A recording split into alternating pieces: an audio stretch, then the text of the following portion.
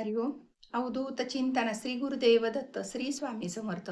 Religious काकू या आपल्या चॅनलवर तुमचे मनापासून स्वागत करते आणि व्हिडिओला सुरुवात करते. तुम्ही या चॅनलवर नवीन असाल तर लाईक, शेअर आणि सबस्क्राईब करायला विसरू नका. तुमचे एक लाईक आणि सबस्क्राईब आम्हाला पुढे जाण्याचे बळ देते. चला तर व्हिडिओला सुरुवात करूया.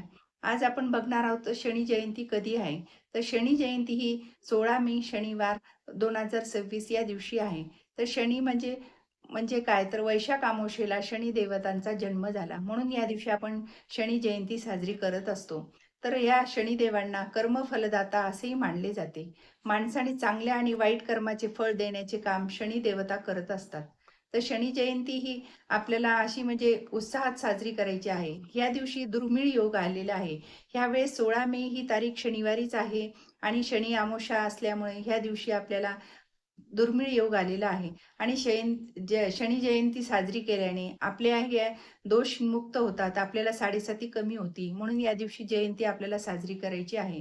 तर शनिदेवाची पूजा कशी करायची आहे? शनिदेवाला काय दान करायचे आहे? हे आज आपण व्हिडिओमध्ये बघणार आहोत. तो व्हिडिओ तुम्ही शेवटपर्यंत नक्की बघा. तर या दिवशी आपल्याला सकाळीच उठून अंघोळ करून सगळी पूजा, घरातली पूजा वगैरे आवरल्यानंतर आपल्याला शनिदेवतेच्या मंदिरात जायचं आहे. शनी देवताच्या मंदिरात जाऊन शनीची पूजा करायची आहे. शनीला आपल्याला म्हणजे रुटीच्या पानाचा हार अर्पण करायचा आहे, फुलं अर्पण करायची आहेत, नारळ आणि तीळ, काळे तीळ दान करायचे आहेत, उडीद पण आणि खडे मीठ, काळं वस्त्र दान करायचे आहे. हे म्हणजे शनिदेवाला प्रिय आहेत. तर तुम्ही हे काळ्या वस्तू हे शनिदेवाला अर्पण करायचे आहेत आणि तेलाने अभिषेक करायचा आहे. आणि तिथं गरजू व्यक्ती असतील तर बाहेर त्यांना तुम्हाला चप्पल दान करायची आहे. चप्पल दान केल्याने आपल्या मागची साडेसाती जी आहे त्याचा आपल्याला त्रास कमी होतो. म्हणून चप्पल दान करावे, काळे वस्त्र दान करावे या दिवशी. तुम्हाला यथाशक्ती जितकं म्हणजे जमल दान करायला तितकं तुम्ही दान करू शकता. गोरगरिबांना अन्नदान करायचं आहे. तर अन्नदान करताना आपल्याला ते तळलेल्या वस्तू दान करायच्या आहेत. कारण शनी देवतांना तेल हे फार प्रिय आहे. तुम्ही तळलेल्या वस्तू जर दान केल्या तर त्याचे आपल्याला खूप प्रभावी म्हणजे आपल्याला फळ मिळत असतं. त्यामुळे हे तेलकट वस्तू जे आहेत तर ते आपल्याला शनीच्या दिवशी, अमावास्येच्या दिवशी दान करायचे आहेत. तर तुम्ही हे गोरगरिबांना तुम्हाला जितके देता येईल यथाशक्ती, मंदिराच्या बाहेर भरपूर जण असतात, तर तिथं तुम्ही त्या यथाशक्ती गोरगरिबांना तुम्ही दान देऊ शकता. तुम्हाला जे दान दूध वगैरे समजा चप्पल दान, वस्त्रदान तुम्हाला जेवढ्यांना देता येईल तेवढं तुम्ही करायचं आहे. आणि आपल्याला पूजा करताना तिथं तुम्हाला रोटीच्या पानाचा हार तुम्ही तुमच्या हाताने घालायचा आहे शनिदेवतेला. मग आपल्या हाताचा स्पर्श शनिदेवाला झाल्याने आपल्या जे काय आपल्या शरीरातली जी बाधा आहे, जे आपले काही दोष आहेत, साडेसाती जी काय आपल्या लागलेली आहे, तर ती आपली निघून जाती आणि आपले म्हणजे साडेसाती म्हणजे लागल्यामुळे आपले काही जे कामं होत कमी कामं होत नाहीत, अडथळे येतात.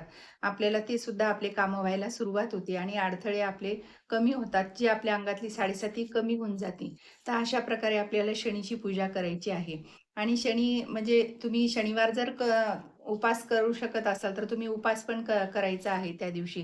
कारण उपास केल्याने सुद्धा आपल्या शरीरातील आपल्याला म्हणजे चांगले प्रभाव आपल्यावर दिसतात. त्याच्यामुळे आपण उपास पण करायचा आहे शनिवारचा. तुम्हाला एरवी शनिवार नाही केलं तरी चालेल, पण हा शनी जयंतीचा उपास तुम्ही म्हणजे अवश्य करा, आवर्जून करा.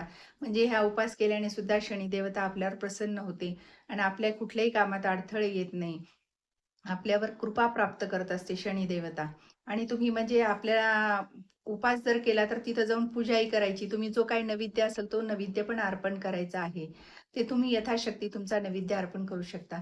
आणि पिंपळाच्या झाडात पण शनी देवतेचा वास असतो. तर त्या दिवशी त्या झाडाला देखील तुम्हाला पाणी अर्पण करायचं आहे, दूध अर्पण, फूल अर्पण करायचं आहे आणि धूप दीप अर्पण म्हणजे ओवाळायचं आहे. आणि शनिदेवतेचा वास असल्यामुळे आपल्याला पिंपळाच्या झाडाला सुद्धा प्रदक्षिणा घालायची आहे. तिथं एक दिवा लावायचा आहे तिळाच्या तेलाचा. हे केल्याने सुद्धा आपल्या घरावरील संकट नाहीसे होतात. आपली जी काही साडेसाती आहे घरातल्या, आपल्यामुळे घरातल्या लोकांना सुद्धा तो साडेसातीचा त्रास होत असतो. म्हणजे कर्त्या पुरुषाला जर साडेसाती असेल तर त्या पूर्ण घराला ते म्हणजे त्रास भोगावा लागतो. त्यामुळे कर्त्या पुरुषांनी सुद्धा हे साडेसातीचं जे काय असेल तर ते आपल्याला उपाय करायचे आहेत. आणि ते उपाय केल्याने पूर्ण घरावर मग आपल्या जे काय असेल तर ते निघून जातं सावट आणि घर प्रसन्न होतं. तर हे असे छोटे-छोटे उपाय तुम्ही शनी जयंतीच्या दिवशी करून पहा. नक्कीच तुमची साडेसाती दूर होईल आणि तुम्हालाही त्रास कमी होईल. श्री स्वामी समर्थ. जय जय स्वामी समर्थ. माझा जर व्हिडिओ तुम्हाला आवडल्यास लाईक, शेअर आणि सबस्क्राईब करायला विसरू नका.